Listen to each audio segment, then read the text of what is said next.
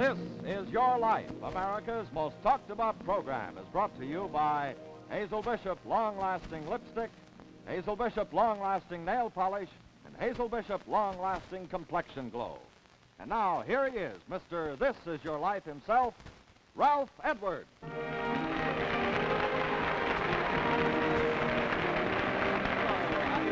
Gentlemen, a million Hazel Bishop no-smear kisses to all of you. See? Welcome again to This Is Your Life. That's our Hazel Bishop high sign, you know? No smear? Really? Well, we've certainly captured someone big as our principal subject tonight, and the plot is thick.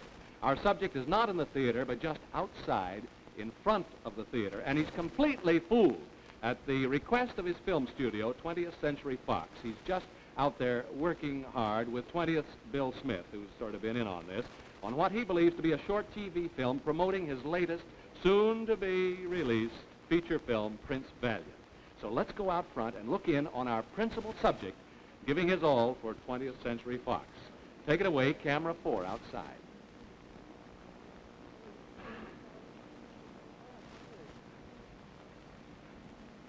We'll see him in a minute now. He thinks he's here. Hello, everybody. This is Victor McLaglen. Now, I've just finished a picture, the most fabulous picture I've ever played in 30 years of picture making. Oh, excuse me, Victor McLaglen. Mr. McLaglen. Victor McLaglen, excuse me, may I interrupt, sir? Yeah. This is Ralph Edwards speaking from inside the theater. What's this? Yes, I have to interrupt. Something very important is going on inside the theater, Vic. Something you were responsible for. Yes? The amazing story of your life.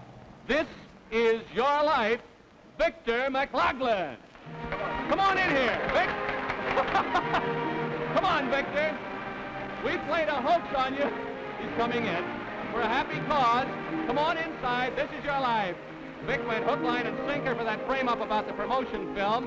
He's a terrific guy. Believe me, I promise you, this is a life story you won't soon forget. Here he comes down the aisle. He's flabbergasted. What a man. Come right up here, Vic. Come on up. Come on up to our chair of honor. Come there, boy. Hey. Ladies and gentlemen, Victor McLaglen.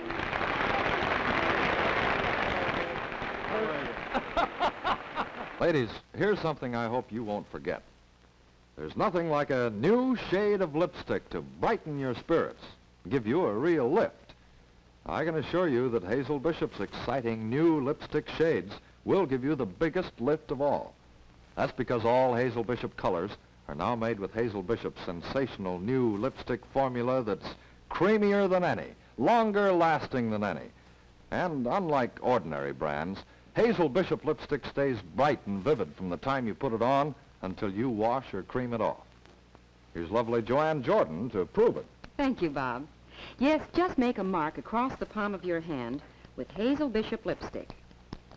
Then, across it with the lipstick you're accustomed to using. Blot thoroughly until no more red lip prints come off. Then rub the tissue across both of them as hard as you can. And as you see, my Hazel Bishop lipstick is still bright and vivid. But the other, well, it's practically all rubbed off. Thank you, Joanne. Now, ladies, when your Hazel Bishop lipstick stays bright and vivid after a test like that, well, it's obvious it's going to look lovely on your lips hours longer than any other. So, give yourself a big lift. Treat yourself to a long-lasting Hazel Bishop lipstick. Get it at any cosmetic counter in an exciting new shade that's most becoming to you, most flattering. That's Hazel Bishop long-lasting lipstick that today looks better than ever, feels better than ever, stays on longer than ever. This is Your Life, Victor McLaglen. We took advantage of you a bit on that fake film deal, you know, that Bill Smith. Don't hit him over the head tomorrow, will you? He was just in on the... I don't know whether I'm happy about it or not. Sit over here in our chair of honor. They never know what to say right off the bat. A lot more unexpected things are headed your way. You certainly kidded me this time. I know we did, Vic. This is Your Life, Victor Andrew De Beers McLaglen. Right. And as we look back with you to the moment when you drew your first breath, we embark upon a fabulous adventure. You were born and blessed with such endless vitality that it hurtled you around the earth, and the world has not tamed you yet. Victor McLaglen.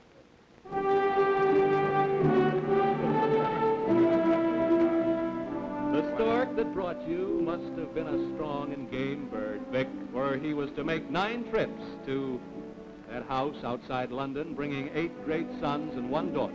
You were the third of 9 children. Your father, 6 feet 7 inches, was the Right Reverend Andrew McLaglen, a bishop of the Church of England.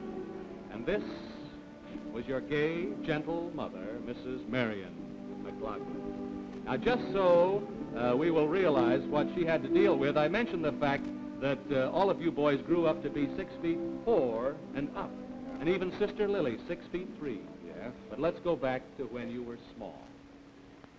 Victor was never small. He and Arthur were parked in the same perambulator in the vestibule of the church. The bishop's sermon had to compete with Victor and Arthur, smacking each other outside. Now, that voice seems to speak with authority. Vic, do you recognize it? It's someone who has helped you greatly with many of your community enterprises here in California. Your brother, Cyril McLaglen. Here's Cyril, number 1. What about this guy? To think for 4 years he wore dresses. No, this fella? Yes, and he was awfully jealous of his brother It Arthur. was a kilt. It was a kilt. Oh, yes. Because It was a the kilt. brother wore ribbons, and he was jealous of him, and he didn't have them, you see. Yeah, he'd cry about it, In fact, he was the crybaby of the whole family. I don't believe it.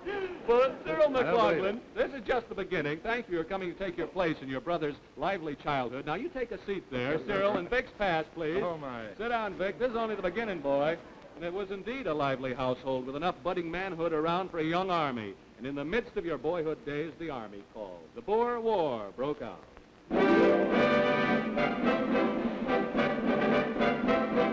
Your 2 older brothers enlist, Fred and Leopold, even though they are underage. Soon their thrilling letters home from the front were too much to resist. One night, when you had just turned 14. I remember the night. It was 6 p.m., just before dinner, when Vic ran away from home. He had just 18 pence in his pocket. Now, whose voice is that, Vic? Do you know? My brother Louis. It's someone you haven't seen for 16 years. He's a hunter and trader from Durban, South Africa. Here with us after a tough trip from the very heart of the jungle, your brother, Louis McLaglen. Here he is.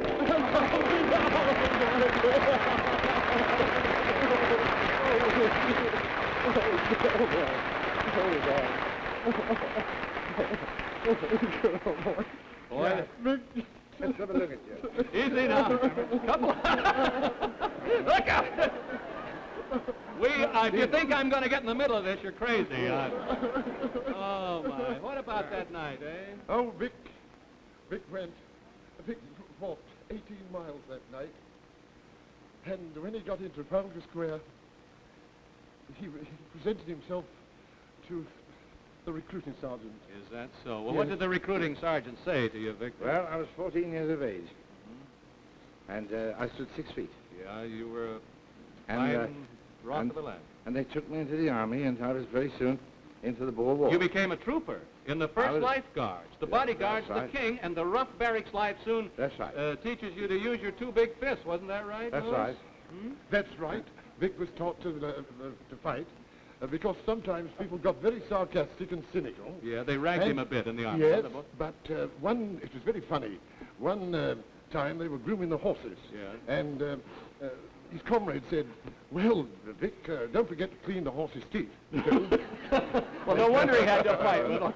So, Louis McLaglen, thank you for coming all the way from South Africa to join Victor's life. Now, you're going to see him. The life is spinning on, Vic. There's lots to it. We've got to cover it in a half hour, so let's go on. When peace comes, you're back in school a while. But school is much too tame for your restless energies, so at 18 you persuade the bishop, your father, to let you go to Canada to make your fortune. What'd you do there first? I prospected for silver and cobalt. Yes, you thought you'd take out a homestead, but that was... That's right. I took up squatters' rights in cobalt. Well, it's 1905 now, and you're a young and brawny silver miner of Cobalt, Ontario. Yes. And one day a professional fighter comes to town challenging anyone to a bout for money. Who was that fellow, Vic? Do you remember? Snyder. Snyder. Fred Snyder. Fred Snyder. Can you remember where you fought him? In New Liscott. In the Assyrians pool hall. Yes, In that in place. the tennis pool. So with victory, and you beat him. Yes. Yes, sir. With victory in your first professional prize fight, the roistering knockabout years begin. Vic McLaglen, heavyweight prize fighter. Now, we'll hear about your prize fighting career and the other amazing, unexpected turns your life took in a moment. Ladies, it should mean a great deal to you when women all over America are talking like this. Oh, I think it's terrific with a tan. What was that you said? Stay on. Why, Helen, my new Hazel Bishop lipstick is just wonderful. I put it on in the morning and don't have to touch it up again all day. No, I don't blot it. Oh, except when I go out for the evening. Then I do blot it, thoroughly. And it doesn't smear off on anything. The Hazel Bishop shades, well, they're really out of this world. I've never had so many compliments. This weekend? Well, maybe, but first let me Women check talk with like Bud. that to each other. It's no wonder Hazel Bishop New Formula lipstick is today America's largest selling by the biggest margin ever.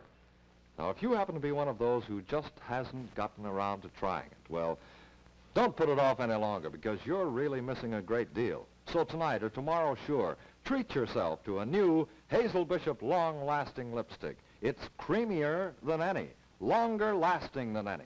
Yes, it's Hazel Bishop lipstick, the best friend a girl ever had. If you've not yet tried Hazel Bishop lipstick, I hope you will. I know you'll love it. Now back to your wonderful life, Vic, the life of a restless rover, a soldier of fortune, a prize fighter, and famous picture star. You ready to carry on? Ready? He says, are we on camera a minute ago? And then he Everything took out his handkerchief. And what? Dear, all right, fella, this is your life. Victor McLaglen.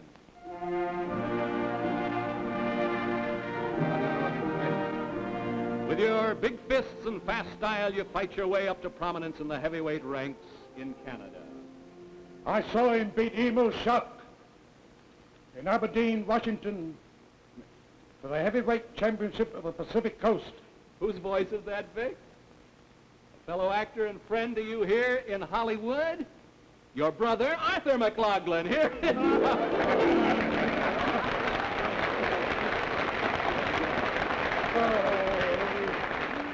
Oh, gee. There was another... That's three. Where's the other five? You're not going to... Oh, well, that's been 32 Well, years since you've seen all of them. You can't ask for too much. There was another high point in Victor's fight career, wasn't there, Arthur? Yes, the greatest. He was picked to fight the world's heavyweight champion, Jack Johnson, in a non-title fight. Mm-hmm. Where was that to be? In Vancouver, you say? Vancouver. Yeah. Well, what did you think of when the bell clanged, Vic, and you went out in the ring to meet the great Jack Johnson? Well, I didn't only meet Jack Johnson, but I met a terrible defeat. Oh. And an awful licking. Yeah. But I stood the limit, 10 rounds. It was a 10-round contest. That's right. You were still on your feet at the finish. March the 10th, 1909. Yes, sir. What happened next, Arthur? Well, Vic and I dreamed of a wonderful act. Yeah. We called ourselves the Romano Brothers, the world's greatest exponents of physical culture, Grecian art. Here's a picture of you and Arthur, Vic, in one of your, in one of your Oh, yes. Grecian statue Oh, yes. poses. Where did you travel with your act, Vic? Huh? Oh, we went all over the world. All over the world. Well, We played every city in America. you certainly did. Africa, India, China, all over the world. Well, our thanks to you, Arthur McLaglen, and your lovely wife, Marie, who means so much to Vic, too. Marie, where are you, dear? Come and meet Marie, the- darling, how are Thank you very much, Arthur. Thank you, lovely wife. Thank you. Good night. Ah, you bet. In Cape Town, South Africa. You're on your vaudeville tour. You learn that World War I has been declared. With England in the fight, it was a signal for the McLaglen boys to come home and join the colours. I'll never forget the glow in the bishop's eyes to see them all assembled round the table. Now, who remembers that reunion so well, Vic? Whose voice is We've flown him here from Northwood, Middlesex, England, your brother, Kenneth McLaglen. Oh!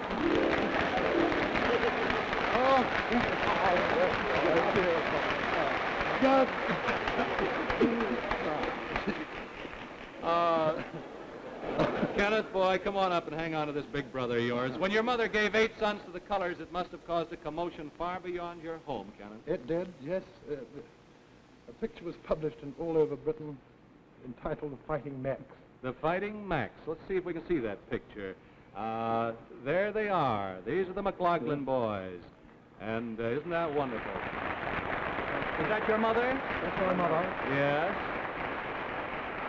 Your other brother, the one that was Killed. and the sister.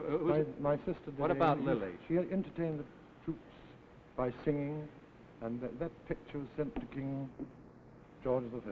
Yes. I'd like to add this, Yes, Vic. that this brother was 13 years of age when he entered the World War I, and Cyril was 14 years of age. Is that a fact? 13 and 40. Wonderful, Vic. It's a great, great family. Our gratitude to you, Kenneth McLaglen, for coming here from England to bring these memories of your brother Vic's life. Do I sit down now? Yes, you can sit.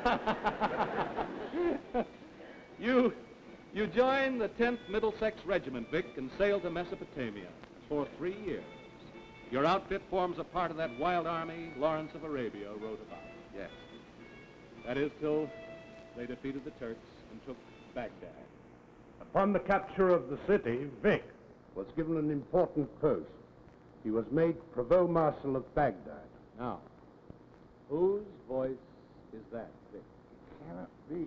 But it is. It's someone you have not seen since 1937. Clifford. 16 years ago, Hazel Bishop has flown him here from his ranch in far-off Kenya Colony, I should say, East Africa, your brother, Clifford McLaglen. And here he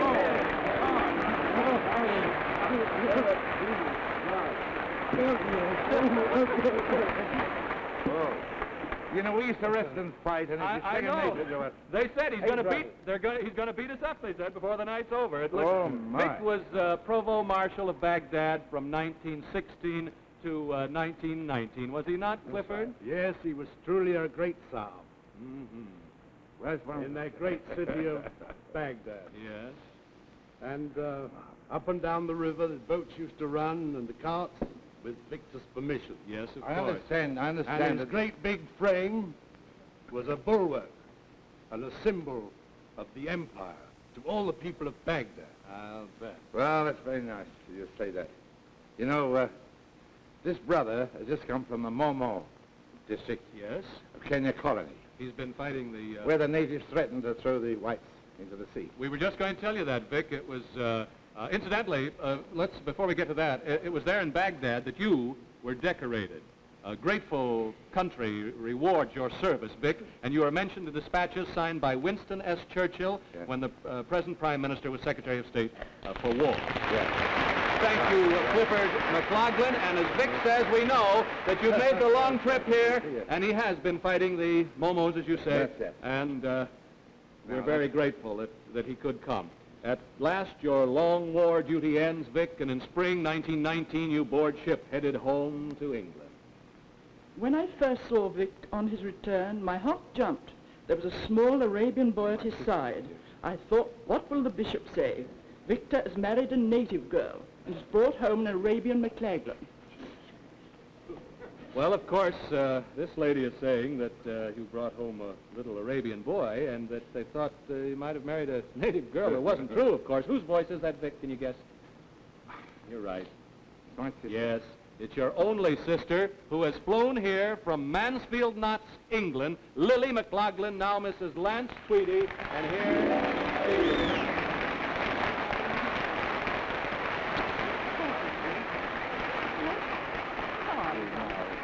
Oh, my. Who was the Arabian boy, Lily? Well, he was an Arab boy that Vic brought from Baghdad. Yes. Well, he was my dog robber.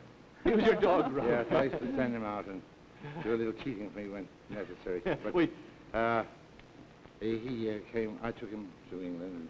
Hang on to your brother there. You haven't seen him in a long time. You can depend on Vic to do the unexpected, Lily, such as getting married, for example. Isn't that right, huh? Yes. To Edith Lamont. Enid Lamont. As a matter of fact, you introduced. I introduced him. Yes.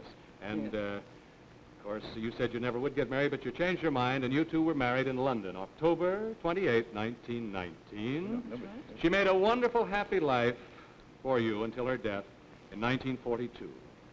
Well, thank you, Lily McLaglen, very Thank much. you. Mrs. Lance Oh, what a Tweedy, surprise. for Darling. flying here all the way from Thank England, you. enjoying your brother's past. You're going to see him in a moment. 1920, Victor McLaglen, is a very important year in your life. Your son is born. Vic worried a great deal about that. The baby looks so very small. Now, whose voice is that, Vic? Well, that's my only son. Let's take a look at this little baby whose tiny size worried you so much, your son, Andrew McLaglen.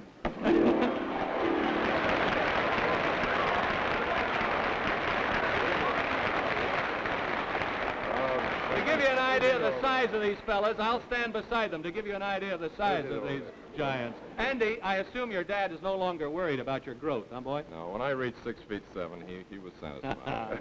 Thank you for coming, Andrew McLaglen. He certainly has been a great boy, I tell you that. And he's- Fine boy, and I'm proud of him. Well, you should be. Well, let's see. He's assistant director to William Wellman on Island in the Sky, Hondo, and currently the High and the Mighty with John Wayne. Isn't that wonderful? Hi, Andy.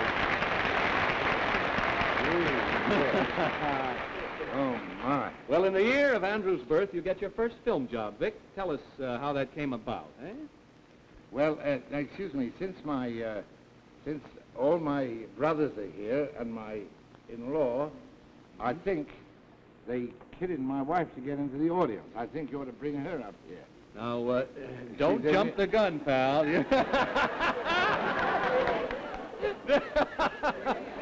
This is your life, and brother, you're going to make sure it's all here, aren't you, Vic? Bless your heart. We'll get Mama in a minute here. I.B. Davidson was the gentleman, wasn't he? He Yes. saw you fighting in the sporting club, and your first That's right. picture he put you in was Call of the Road. Yes. It's a hit. You go right ahead making films in England through 1921, 22, and 1923. Yes. Everyone in America thinks of Vic in rough, tough character roles, but I swooned over his pictures when he was a glamorous leading man. The voice of an ardent feminine fan, Vic. Whose voice is it? My lovely daughter. It's Mrs. Morley Horder of Carmel, California, your own beloved Sheila. Daughter Sheila, here she is.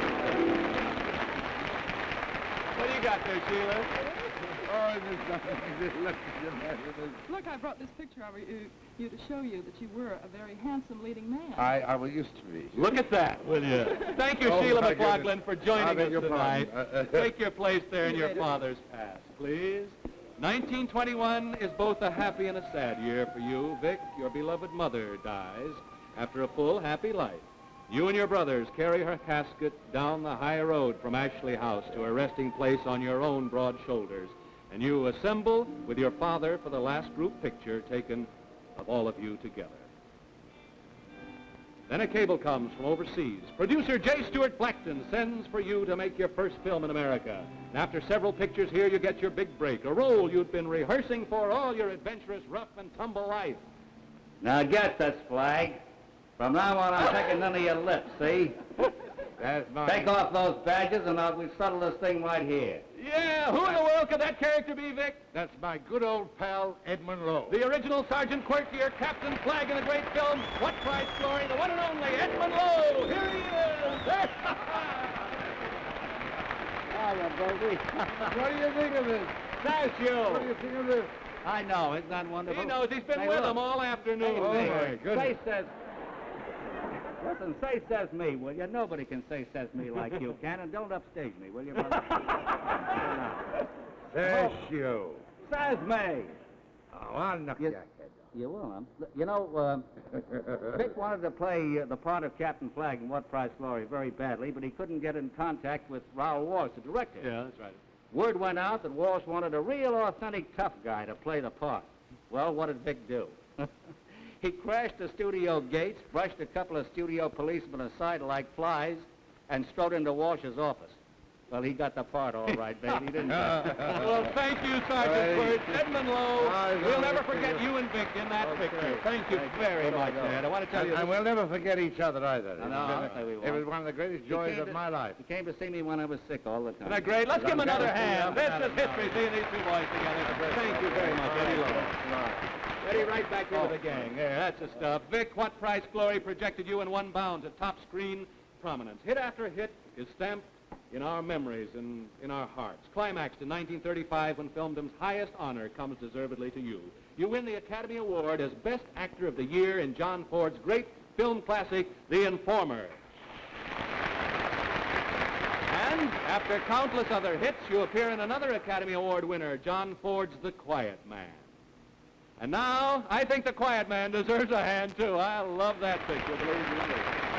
Now you have just finished Prince Valiant and CinemaScope with James Mason and Janet Leigh, and we know there'll be many, many more to come. Now, before we look into your future, Vic, I know there's someone you want beside you. You've spoken about her already. The warm-hearted lady who has made these recent years so happy for you, the present Mrs. Victor McLaglen, your wife, Margaret. Here she is. She knew about it, too, Vic. Come on, sit over here, Margaret, there, right beside your wonderful husband. This is your life, Victor McLaglen, as full of adventure and excitement as some fable of a giant. And here, with your family, the great McLaglen clan, around you, we salute your past and present. In a moment, we'll take a look into your future. Girls, let me ask you this question. Haven't you often wished that you could give yourself a manicure at home like the kind you get in a beauty shop, one that looks so much better and lasts so much longer? Well, today you can be sure of getting professional results at home simply by following the example of over 25,000 manicurists and over 10 million women who've already switched to Hazel Bishop long-lasting nail polish. They've discovered, as you will, that Hazel Bishop polish stays on beautifully 3 to 5 days longer. Even if you pound a typewriter all day long, or as a housewife, keep putting your hands in hot soapy water. That's right, Bob. And the secret is this. Only Hazel Bishop polish is made with a new wonder-working ingredient which sets it to a hard, diamond-like finish that resists chipping and peeling, keeps its sparkling brilliance all week long. So, be smart. And be thrifty, too. Treat yourself to a long-lasting Hazel Bishop manicure at your beauty shop, or get an economical bottle of Hazel Bishop long-lasting nail polish at your favorite cosmetic counter, and in a flattering shade to match your Hazel Bishop long-lasting lipstick. You'll be glad you did. Your brothers and sisters here from the far corners of the world have all been staying over at the Hollywood Roosevelt Hotel, where they have accommodations, and immediately after the show there'll be a big party there in your honor. Just your family, and it's big enough so that you can have a lot of fun. There'll be a reunion in your honor. Hazel Bishop had your family flown here by TWA. And for you, Mrs. McLaglen, oh, thank you, Bob Warren, Marshall Jewelers of Fifth Avenue, New York, have created this 14-karat gold charm bracelet. Each charm symbolizes an important event in the life of your famous husband. So now, Vic, we've been told by your wife, Margaret, here, and by your brothers and sisters that cooking is your hobby and avocation. You have all the utensils and paraphernalia of a professional chef. Well, we've inquired, we've looked and searched, and finally we found the one thing that you want most. Nobody will guess what it is, but what you want, Victor McLaglen, has been dreaming of, believe it or not, ladies and gentlemen, is a real professional sausage-making machine. Hazel Bishop has a professional sausage-making machine. All right, have a happy time, boy, on the links, huh? So this is your life, Victor McLaglen. It's been a thrill to find behind the story of your great film career this other story. Thanks to you all, together for the first time in 32 years, the McLaglen family. Good night. God bless you, boy. Good night, ladies and gentlemen. We'll see you next week. Good night. Be sure to be with us. It's new. Hazel Bishop's tempting, tantalizing, kiss-inviting new shade, Soft Pink. Prettiest pink of all. For summertime, all the time. Stays bright and vivid all day, doesn't fade at night. See, wear, love. Hazel Bishop's Soft Pink. Flattering new lipstick and nail polish shade that's sweeping the country. Yes, Soft Pink. Soft Pink. Soft